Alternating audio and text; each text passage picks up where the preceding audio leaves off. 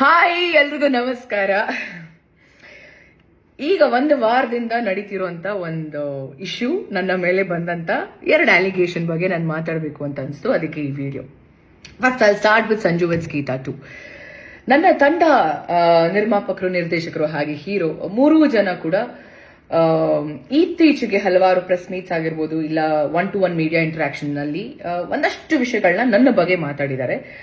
ಅವ್ರು ಯೂಸ್ ಮಾಡಿದಂಥ ಪದಗಳು, ಅವ್ರು ಕೊಟ್ಟಂತ ಸ್ಟೇಟ್ಮೆಂಟ್ಸ್ ಎಲ್ಲ ಏನಿದೆಲ್ಲ, ಇಟ್ ಇಸ್ ವೆರಿ ಹರ್ಟಿಂಗ್.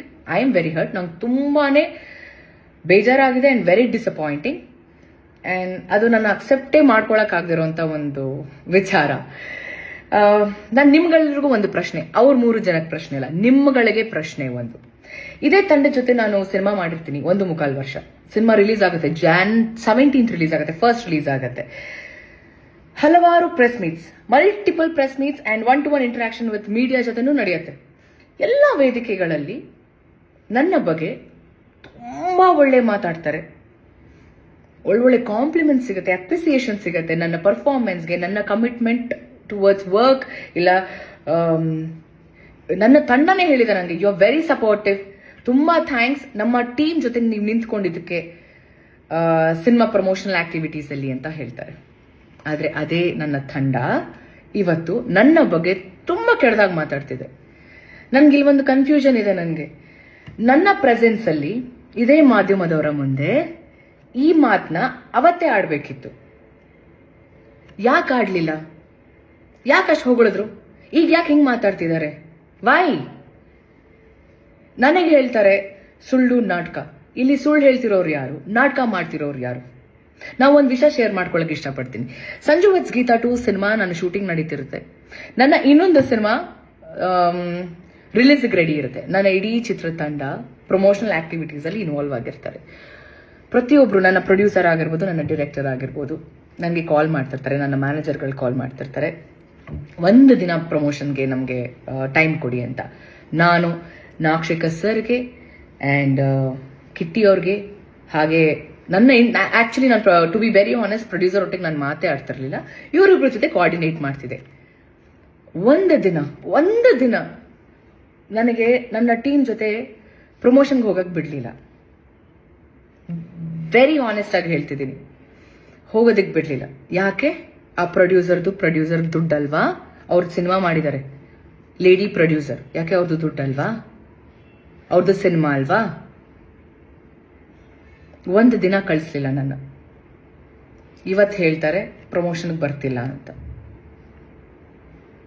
ನಾನು ಏನ್ ಮಾಡಬೇಕು ಅಂತ ಇದ್ದೀನಿ, ಏನ್ ಮಾಡಬೇಕು ಅಂತ ಈ ಸಿನಿಮಾಗಿದ್ನಲ್ಲ ಅದು ಸಂಪೂರ್ಣವಾಗಿ ಮಾಡಿದ್ದೀನಿ. ಈ ಬಾರಿ ನನಗೆ ಬೇರೆ ಸಿನಿಮಾ ಕಮಿಟ್ಮೆಂಟ್ಸ್ ಇರುತ್ತೆ. ಅವತ್ತು ಅವ್ರು ಏನ್ ಮಾಡಿದ್ರಲ್ಲ, ಇವತ್ತು ನನ್ನ ಸಿನಿಮಾ ಇವಾಗ ಆನ್ ಗೋಯಿಂಗ್ ಏನಿದೆ ಅಲ್ಲ, ಆ ಸಿನಿಮಾ ಡೈರೆಕ್ಟರ್ ಹೇಳ್ತಾರೆ, ಸಾರಿ ರಚಿತ್ ಅವರೇ, ಸಿನಿಮಾ ರಿಲೀಸ್ ಆಗಿದೆ, ಪ್ಲೀಸ್ ನಮ್ದು ಲೊಕೇಶನ್ ಪ್ರಾಬ್ಲಮ್ ಇದೆ, ನಾವು ಸಿನಿಮಾ ಮಾಡಿ ಮುಗಿಸ್ಲೇಬೇಕು, ನಮ್ದು ಡೇಟ್ಸ್ ಕೊಟ್ಬಿಟ್ಟಿದ್ದೀರಾ ಅಂತ. ಇಷ್ಟೇ. ಸೊ ಯು ಟೆಲ್ ಮಿ, ನೀವುಗಳು ಹೇಳಿ ನನಗೆ, ನಾನು ತಪ್ಪು ಮಾಡಿದ್ದೀನ? ನನಗೆ ನಾನು ತಪ್ಪು ಮಾಡಿದ್ದೀನಿ ಅಂತ ಅನಿಸ್ತಿಲ್ಲ. ನಾನು ಕರೆಕ್ಟಾಗಿ ಎಲ್ಲ ಪ್ರಮೋಷನಲ್ ಆಕ್ಟಿವಿಟೀಸಲ್ಲೂ ಇದ್ದೆ. ರಿಲೀಸ್ ಟೈಮಲ್ಲಿ ನನಗೆ ನನ್ನ ಸಿನಿಮಾ ಕಮಿಟ್ಮೆಂಟ್ಸ್ ಇತ್ತು.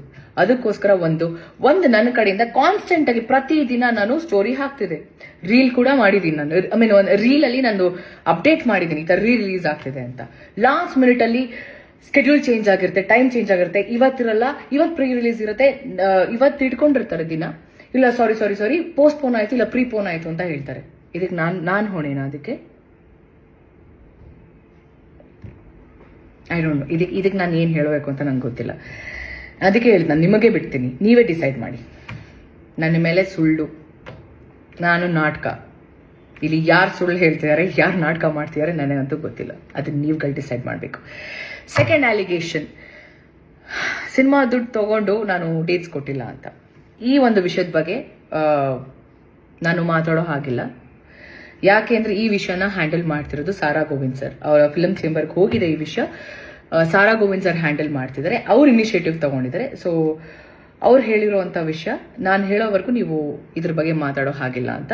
I respect him, I respect his words. ಅವ್ರಿಗೆ ಗೌರವ ಕೊಡ್ತಾ ನಾನು ಇದ್ರ ಬಗ್ಗೆ ನಾನು ಹೆಚ್ಚಾಗಿ ನಾನು ಮಾತಾಡೋಕೆ ಇಷ್ಟಪಡಲ್ಲ.